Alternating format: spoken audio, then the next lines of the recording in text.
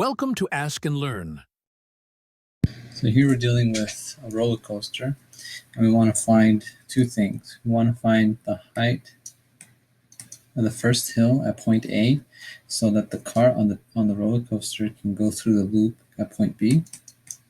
And we also want to find the velocity of the car at point C after the loop. So we can first break this down just by looking at points A to B. So from point A to point B, we have a height, which is what we're looking for. So there's a potential energy, and the cart, once it goes down the hill, it begins to move. So there's a kinetic energy. So that means we can use the conservation of energy equation. And again, we're looking at from point A, top of the hill, which we're looking for, to B, inside the loop. So then we have, so the initial kinetic energy is 0 because the cart starts at rest.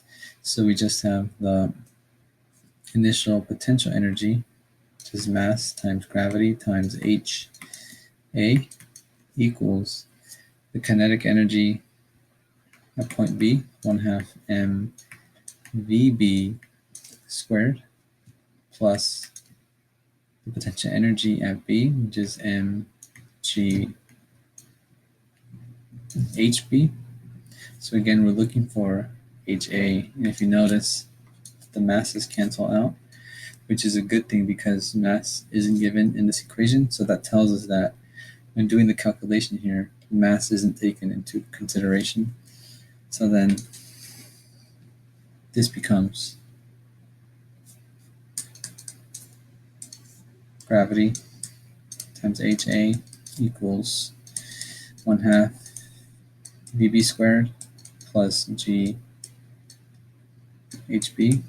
We'll call that equation 1. So what we're looking for now is the velocity at point B. So let's draw a free body diagram to see the forces at that point B.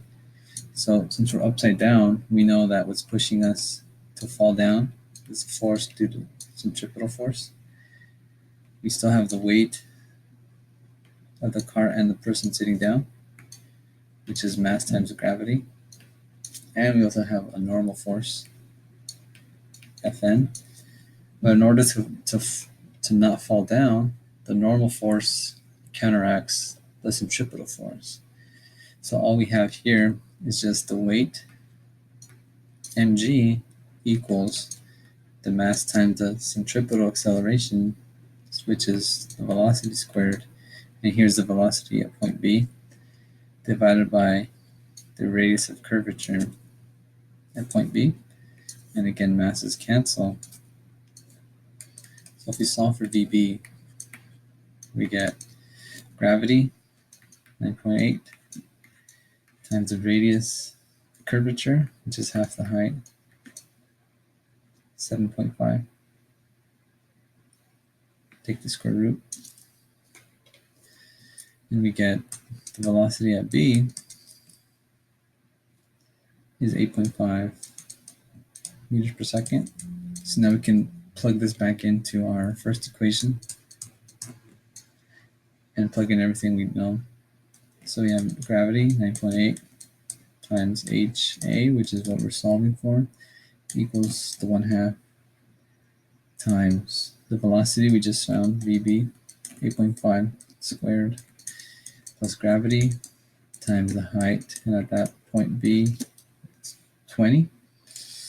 So when we solve for HA, we add everything to the right and then divide by 9.8. We get HA is 23.75 meters. So now to find the velocity at point C, we can just look at points B to point C. So if we do the conservation of energy, looking at point B inside the loop to see once it leaves the loop, we have kinetic energy at B, 1/2 mVb VB squared plus the potential at B, mg HB equals, at C, there's no potential since it's all the way at the bottom. The height is 0, so all that's left is just the kinetic energy. So we have 1/2 m, the velocity at VC squared. And again, notice that the masses cancel out. So we solve for VC, multiply both sides by 2 to get rid of the 1/2, and take the square root. So we have VC equals velocity VB, which we know, 8.5 squared, plus 2 times gravity, 9.8 times the height at B, which is 20, and then take the square root.